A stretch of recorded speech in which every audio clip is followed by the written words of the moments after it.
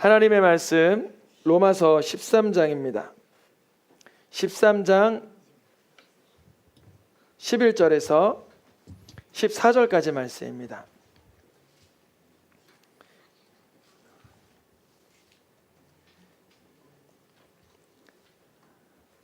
(13장) 11절에서 14절까지 말씀 한 절씩 교독해서 읽겠습니다.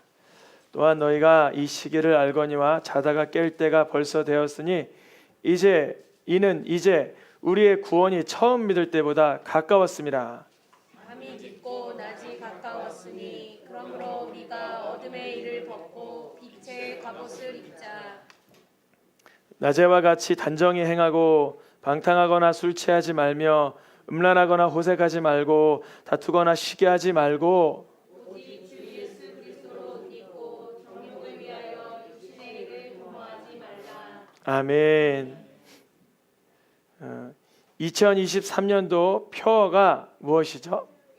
깨어있으라, 깨어있으라. 주님께서 우리에게 깨어있으라라는 말씀을 주셨어요.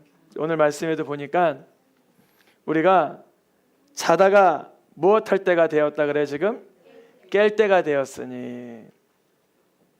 자다가 깰 때가 되었다. 여기서 말하는 자다가는 뭘까요?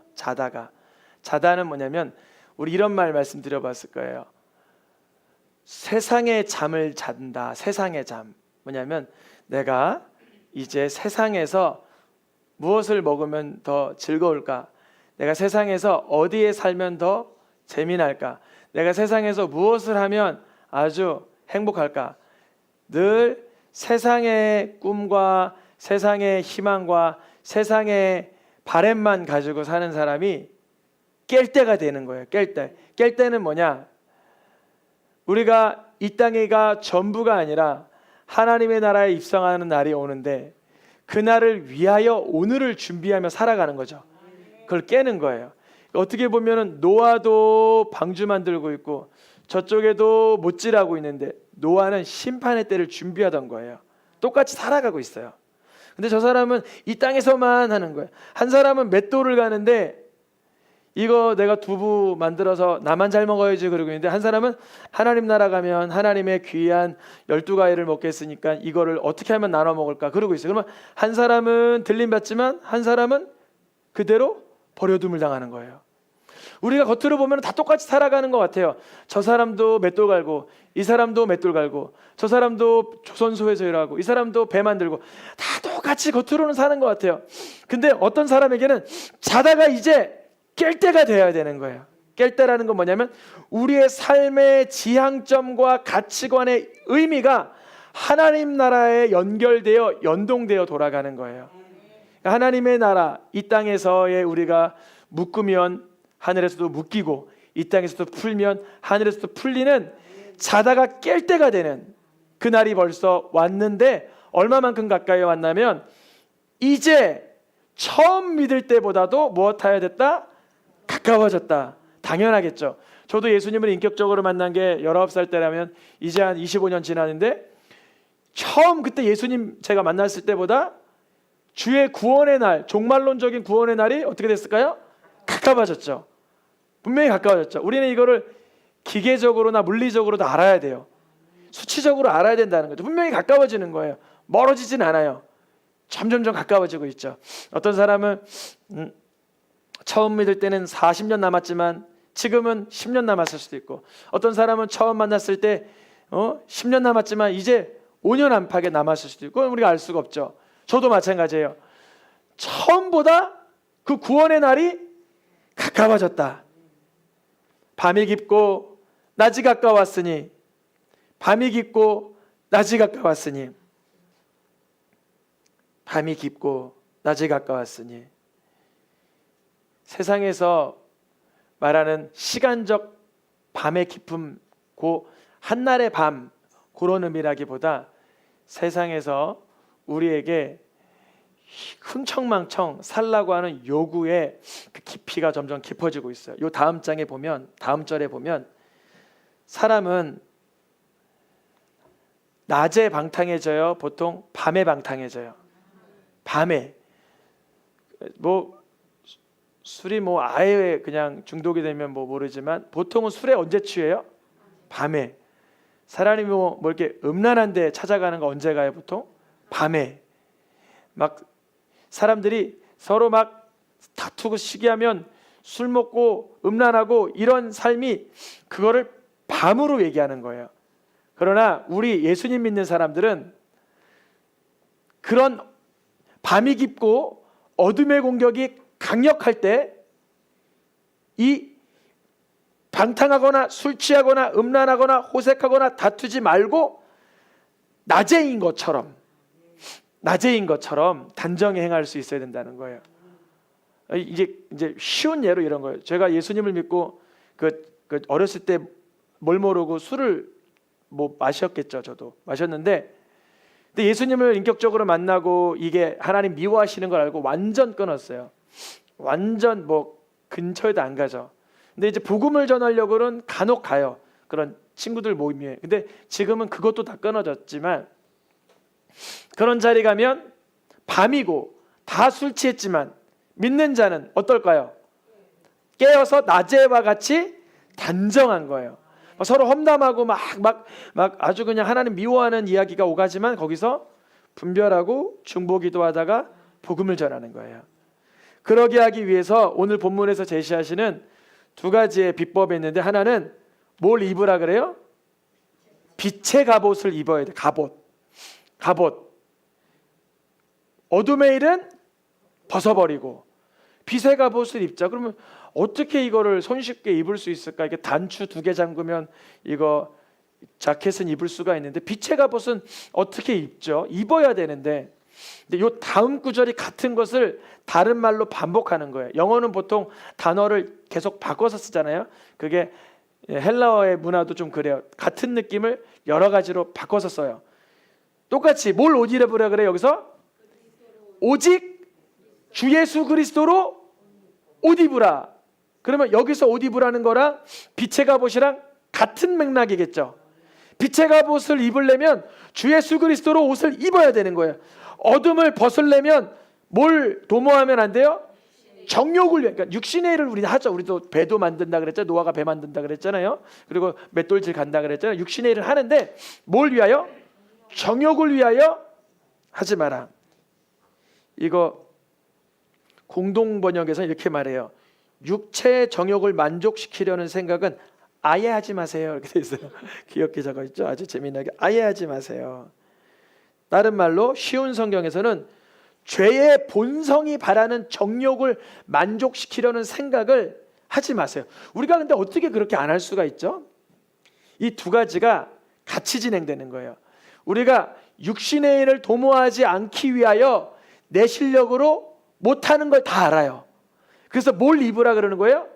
빛의 갑옷, 즉 예수 그리스도로 옷을 입으라는 거예요. 우리도 전에 죄를 엄청 많이 졌어요. 그래서 베드로는 이렇게 얘기해요. 노란 글씨만 읽어보겠습니다. 지나간 때로 족하도다. 여기서 말하는 족하다는 건 아주 만족스럽게 죄를 많이 졌다는 거예요. 여러분, 지금 누구 원망하고 푸념하고 절망하고 불만하고 그거 이제 더 이상 안 하셔도 돼요. 이미 여러분 너무 많이 했어요. 여러분을 죄책감 들게 하는 게 아니라 저도 마찬가지예요. 우리가 이미 음란, 정욕, 술취함, 방탕향락, 우상숭배, 하나님의 말씀 없는 이방인의 뜻을 따라 행한 것은 지나간 때로 이미 좋게요. 이게 어둠을 벗어버려야 될 이유는 뭐냐? 어둠을 너무 많이 입었어요. 이제 좀 안 입어도 되는데 이게 입었던 게 습관이 돼가지고 자꾸 벗어놓고 내가 오늘 뭐 입어야 되지? 이거 이 어둠 입어야 되네? 오늘은 이 어둠 입어야 돼서 어둠을 자꾸 입는 게 습관이 되는데, 사실 어둠은 이미 좋게요. 우리 충분히 어두워요. 우리 충분히 낙심 많이 했고 충분히 절망 많이 했고 충분히 푸념 많이 했어요. 그러니까 이제 뭐하라 그러냐면 지나간 대로 어둠은 족하니까 만물의 마지막이 아까 전에 로마서 말씀처럼 점점 뭐하고 있어요? 가까이 오고 있는 거예요. 정말 우리는 이거 오늘 몇 분 안 남았네. 이거는 보지만 그 하나님의 시간, 크로노스가 아니라 카이로스의 때를 알지 못해요. 우리가 아까 전에 말하는 그 로마서에서 말하는 것도 헬라어 원어를 보면 시간적 물리적 시간을 말하는 게 아니라 시기를 말하는 카이로스를 단어로 씁니다. 그러니까 만물의 마지막 그 시기가 점점 가까이 오고 있는데, 개별적 사람에게 점점 가까이 오고 있는데, 우리는 세상의 어둠의 옷을 입는, 세상의 어둠에 익숙해져 가지고 지나간 때로 이미 족한데 다시 입으려고 한다면 이제 깨어 근신하여 기도할 수밖에 없어요. 주님이 어둠에서 벗어나게 해주옵소서. 우리가 이미 지나간 때로 족해서 베드로 사도 말고 바울 사도는 우리를 대놓고 이렇게 말해요. 너희가 전에는 어둠 덩어리였다 이래요. 우리를 아주 우리의 아이덴티티, 우리의 정체성을 어둠이라고 말해버려요.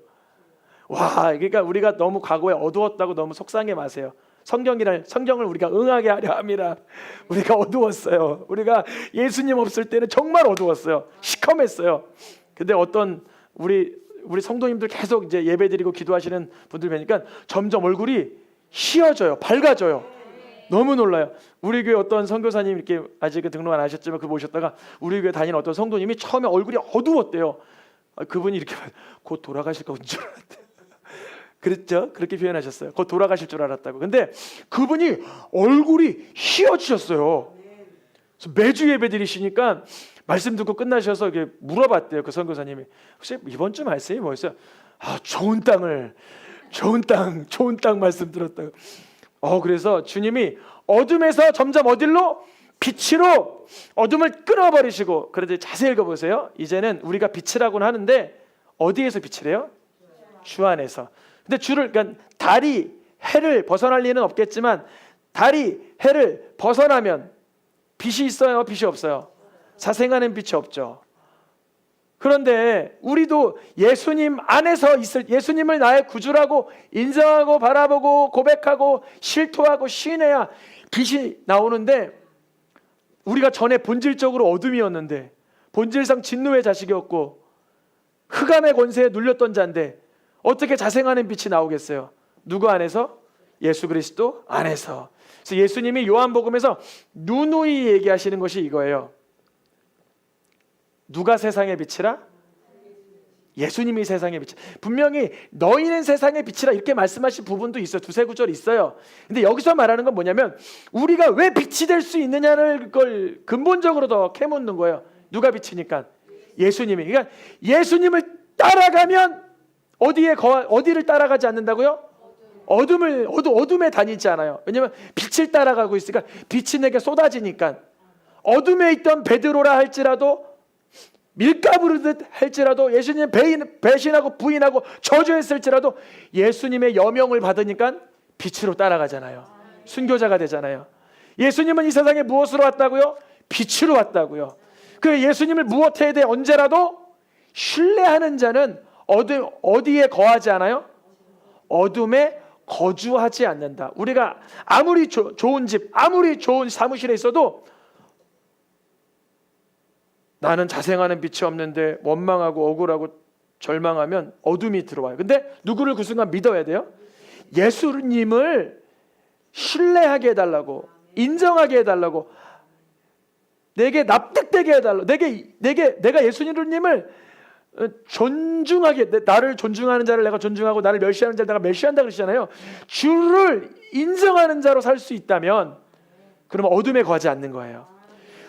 환경은 정말 어두운데, 정말 괴로운데 어둡지 않은 거예요. 주님이 하실 거니까. 그러면 예수님이 우리에게 믿음의 대상으로 계시고 구원자로 계실 때 어찌 이러한 영적인 원리가 성립되는가 하면, 요한일서에서 이거 사도 요한이 아주 자세히 풀어줘요. 우리가 분명히 어둠의 문제를 다 가지고 있어요. 죄의 문제, 고통의 문제, 곤란의 문제, 역경의 문제, 어떤 불합리한 문제들 다 가지고 있어요. 그때 예수님을 믿는다, 이것은 뭐냐면요, 예수님이 나를 위하여 이미 자기 생명까지 주셨는데 이 문제는 더욱더 훌륭하게 주님의 방법으로 이루어 가실 것을 믿게 되는 거예요. 그래서 이거예요. 밑줄 친 거 읽어보겠습니다. 그 아들 예수의 피가 우리를 모든 죄에서 깨끗하게 하실 것이요. 우리가 빛 가운데 행하면, 이게 무슨 말이냐면 예수님 가운데 행하면, 그럼 예수님 가운데 행하면 좀 더 그걸 분석하면 뭐냐면, 예수님의 피가 나의 모든 죄, 문제, 저주, 갈등, 괴로움, 어려움을 뭐했다고 것인가? 깨끗하게 하실 것이다. 여기서 말하는 죄는 단순히 내가 저 사람을 모르고 찔렀어, 그러한 나의 어떤 불법적인 행동 하나를 말하는 것이 아니라 인생 전반에 걸친 내 모든 부족한 여러 모든 것들을 예수님이 씻겨주실 것이다 라는 믿음을 가지고 있는 건 그것을 빛 가운데 있다라는 그러고 있는 거예요. 빛 가운데 있다. 그래서 사도 바울은 우리를 향하여 다시 이렇게 표현한다 그러죠. 너희는 다 빛의 아들이라. 그래서 어떤 분이 이래요. 나 빛의 아들이야, 낮의 아들이야, 나 하나님의 아들, 나 하나님의 자녀야, 건들지 마 이래요. 왜 그런 거죠? 그러면 몰라요. 우리가 왜 빛의 아들이고 우리가 왜 낮의 아들, 우리가 정말 빛이 나오고 막 낮에 거하는 아주 단정해서 그럴까요? 아니죠. 우리를 위하여 자기를 버리신 예수님 안에 있을 때 빛의 자녀라고 양자 드림의 법칙으로 하나님의 자녀된 거예요. 이걸 전혀 모르는 어떤 잘못된 이단 종파에서는 교주가 만들어질 수 있어요. 교주가 하나님의 아들입니다. 제가 빛의 아들입니다. 그러니까 이 말씀만 딱 떼놓고 그렇게 보는 거죠. 어떻게 봐야 되냐면 우리가 예수님이 나를 위해서 자기 피를 흘리시고 내 죄의 문제가 그 속에서 해결됐다라고 믿으면 우리가 빛의 아들이 되는 거예요. 낮의 아들이 되는 거죠. 어둠에 속하지 않을 수 있는 거죠. 깨어서 정신 차리라 그러면 깨야지. 내가 눈 부뚝 깨어 있을 거야. 내가 정신 차리고 말 거야. 근데요, 여기서 말하는 깨어 있으라는 건 뭐냐면요, 예수님의 복음을 마음에 묵상하라는 뜻입니다. 정확하게 그래요. 왜 그러냐면 요 다음 구절, 요 뒷구절에 가서 이렇게 말해요. 깨어 있으라 그래요, 자라 그래요. 여기 노란 글씨 자세히 읽어봐요. 네, 맞아요. 깨든지 자든지 그게 중요한 게 아니다. 잠을 자느냐 깨냐 이게 중요한 게 아니다. 뭐냐? 예수님이 우리를 위하여 죽으셨음의 그 사랑 안에서 잠자라는 거예요. 그 사랑을 늘 묵상하고 간직하고 바라보고 해야 그게 깨어 있는 거예요. 우리는 깨어 있는 게 실수하면 안 돼.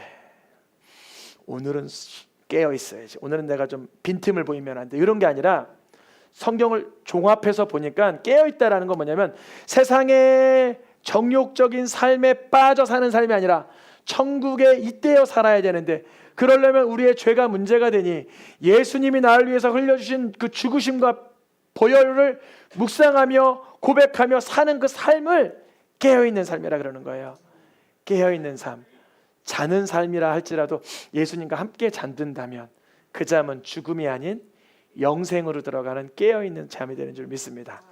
이 시간 찬양하며 기도하겠습니다.